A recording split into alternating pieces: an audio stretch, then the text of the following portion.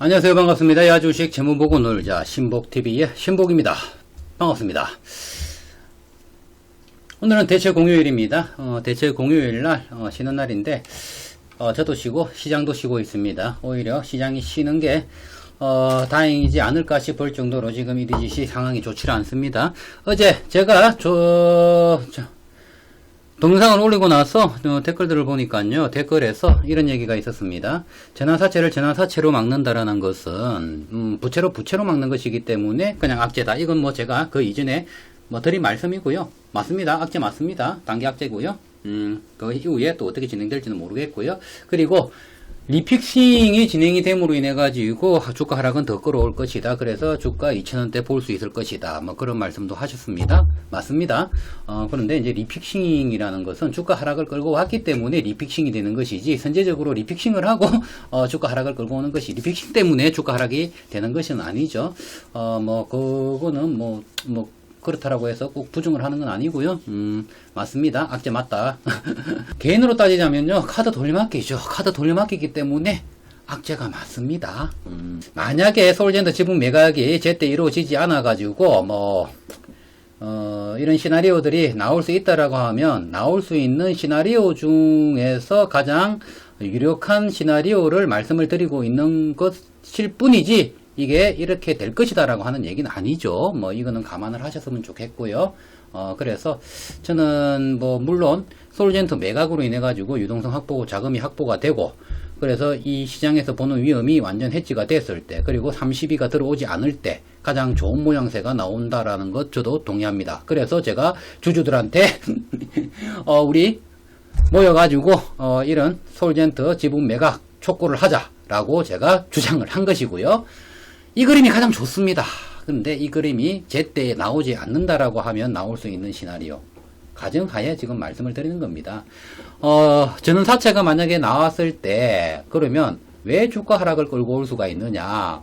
악재이기 때문에 주가 하락을 끌고 올 수가 있는데, 플러스가 하나 더 있습니다.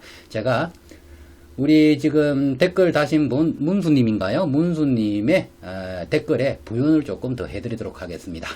자, 만약에라는 말을 가정을 하고 말씀을 드리겠습니다. 이렇게 될 것이다라고, 방송을 좀 잘못 보시는 분들은요, 또 오해할 수가 있기 때문에, 만약에를 다시 한번 강조를 하고요. 전사채가 추가적으로 발행이 되었다라고 가정을 하겠습니다. 솔젠트 지분 매각이 이루어지지 않아가지고, 늦어지가지고, 그렇게 지연이 돼가지고, 라고 가정을 하겠습니다. 자, 기관에서 만약에 전사채를 받았다라고 가정을 할게요. 그럼 기관에서는 전사채를 받을 때 그냥 받질 않습니다. 전사채를 받게 되면요, 공매도를 같이 칩니다. EDGC가 600억 공모 12 발행할 때도요, 100억이 공매도가 날라왔습니다. 다들 아시겠죠? 만약에 추가적 발행하잖아요. 공매도 이 가격이라도 또 날라옵니다. 12가 발행될 때, 공매도가 같이 날라올 때, 일반 개미들은 이 공매도가 주가 하락이 예상이 되니까 공매도를 치는 것이다 라고 이해를 하시는데요. 그렇지 않습니다. 공매도는요, 발급받은 데서 치는 겁니다.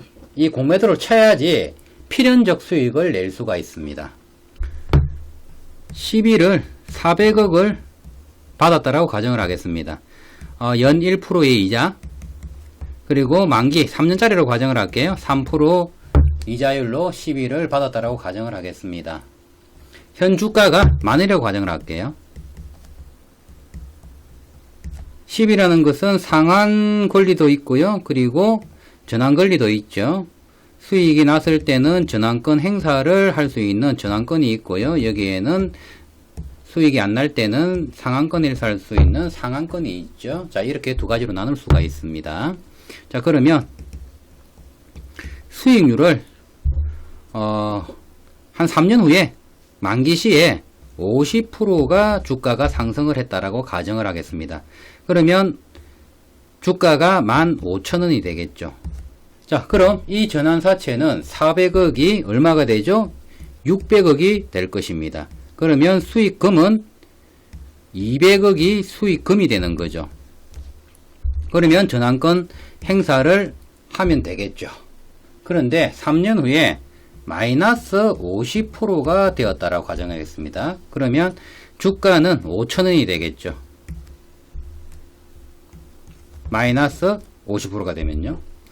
이 만원이 전환가였다라고 가정을 하겠습니다. 그러면 5천이 되기 때문에 이때는 전환권을 행사를 하는 게 아니라 상환권을 행사를 하겠죠.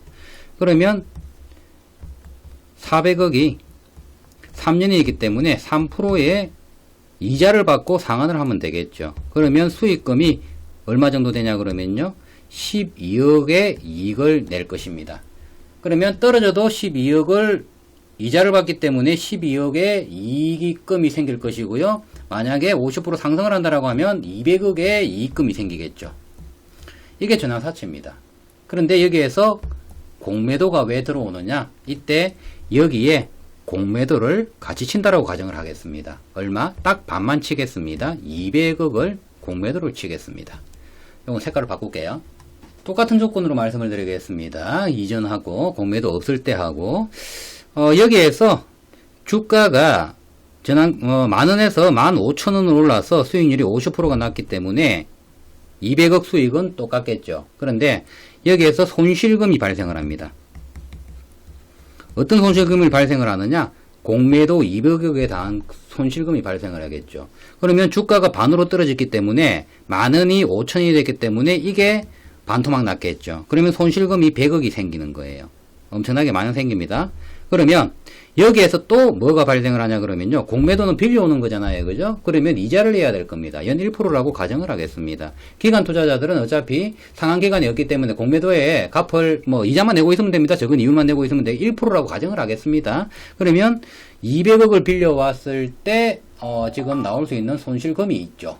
공매도를 치기 위해서 빌려온 이 이자금이 한 6억 정도 발생을 할 것입니다. 200억, 2, 3은 6, 이렇게 계산하면 되겠네요. 그러면 전체 수익률은 200억에서 106억을 빼야 되겠죠. 그러면 94억의 이익금이 생길 겁니다. 그럼 수익률은 이 400억 기준이 되기 때문에 400억의 23.5%가 수익률이 되는 겁니다. 전체 수익률. 자, 이건 주가가 상승했을 때 얘기고요. 그러면 하락했을 때 어떤 결과가 나오느냐? 마이너스 50% 똑같은 조건입니다. 마이너스 50% 하락을 했을 시에는 여기에서는 상한을 행사를 해가지고 12억을 받으면 되겠죠. 그런데 어디에서 수익이 나요? 200억에 공매도를 쳐놨기 때문에 여기에서 50% 수익률이 생기겠죠. 그래서 100억의 수익금이 생기는 겁니다. 공매도로 인해서. 그러면 이자 수익이라고 합치면 112억의 수익금이 생기는 거죠. 여기에 공매도 이자 주식 빌려온 거 6억 빼고 나면요. 토탈 106억의 수익금이 생기는 겁니다. 그럼 수익률은 28%의 수익률이 생기는 겁니다. 공매도를 침으로 인해 가지고 어떤 식으로든 20%대의 수익률을 만들어낼 수가 있는 거예요. 이게 30% 기준으로 계산을 해봐도 그렇고요. 20% 계산을 해봐도 그렇고요. 필연적 수익을 낼 수밖에 없는 구조를 가지고 오는 게 이 공매도입니다. 그래서 전환사채를 발행을 하게 되면요. 전환사채를 받는 곳에서 공매도는 같이 치게 되어 있습니다. 기관에서는. 그래서 공매도가 날라오기 때문에 주가는 하락을 끌고 올 수밖에 없는 거죠. 일시적으로는. 그래서 일시적으로 하락을 끌고 올 수가 있기 때문에 공매도를 함께 치는 거예요. 왜? 리픽싱 조항이 있기 때문에. 그래서 전환사채가 발행이 되면 이런 상황이 발생을 할 수 있는 겁니다. 제가 이 얘기를 우리 와이프한테 해줬어요. 전에. 이런 상황들, 이런 공매도는, 이제 전환사채는 그냥 발행되는 게 아니다. 전환사채는 필연적으로 주가를 하락을 끌고 올 수밖에 없다. 왜? 같이 함께 공매도를 쳐야 되기 때문에. 주가가 전환사채를 발행해가지고 이게 하락 요인이라 가지고 공매도를 치는 것이 아니라 필연적 수익을 위해서 공매도를 칠 수밖에 없다. 이렇게 얘기를 하니까요. 이걸 설명을 해줬어요. 듣고 있더니요. 이런 얘기를 하더라고요. 아니, 공매도를 안 치면 주가가 상승을 한다라고 가정을 하면 이 손실금 100억이가 안 생길 거 아니냐. 그러면 200억 생길 건데 이거 왜 공매도를 치느냐? 이런 식으로 또 얘기를 하는 사람이 생길 수 있습니다. 자, 기관은요, 기대 수익률을 이렇게 위험적으로 가져가지 않습니다. 왜? 주가가 하방은 열려있다라고 항상 얘기를 했잖아요. 그죠? 그러면 만약에 주가 하락을 가지고 온다라고 하면 수익을 요 이자 수익밖에 기대를 할 수가 없습니다. 그렇지만 공매도가 들어오면서 필연적으로 94억, 100억 이렇게 수익을 낼 수 있는 구조를 만들어낼 수 있기 때문이에요. 그래서 공매도는 필연적 수익을 위해서 칠 수밖에 없습니다. 그래서 전환사채가 나오면 공매도가 나오는 겁니다. 그 공매도가 주가 하락을 끌고 오기 위해서 나오는 게 아니라, 물론 이게 자연스러운 현상이다라고 이해를 하시면 돼요. 그리고 리픽싱이 일어나죠. 그러면 이게 전환가액이 더 떨어지죠. 그러면 여기에서 기대 수익을 더 만들어낼 수 있는 겁니다. 왜? 기간만 길다라고 하면요. 이런 상황이 발생을 할 수가 있다. 그리고 기간의 기대 수익률은요, 국공채, 단년물, 그리고 뭐 3년물, 5년물, 뭐 10년물, 이런 기간에 따라 이 국공채 기준으로 기대 수익률을 가져가기 때문에 큰 기대 수익을 위해서 이 전환사채를 받질 않습니다. 이런 안정적인 수익률이 중요한 겁니다. 만약에 주가가 뭐 20% 상승을 했던 20% 마이너스 됐던 10%대의 수익률을 가지고 올 수 있기 때문에 공매도를 침으로 이런 상황이 발생을 하는 거죠. 이해되셨으면요. 좋아요, 구독 눌러주시고요. 그래도 저는 EDGC 포해봅니다.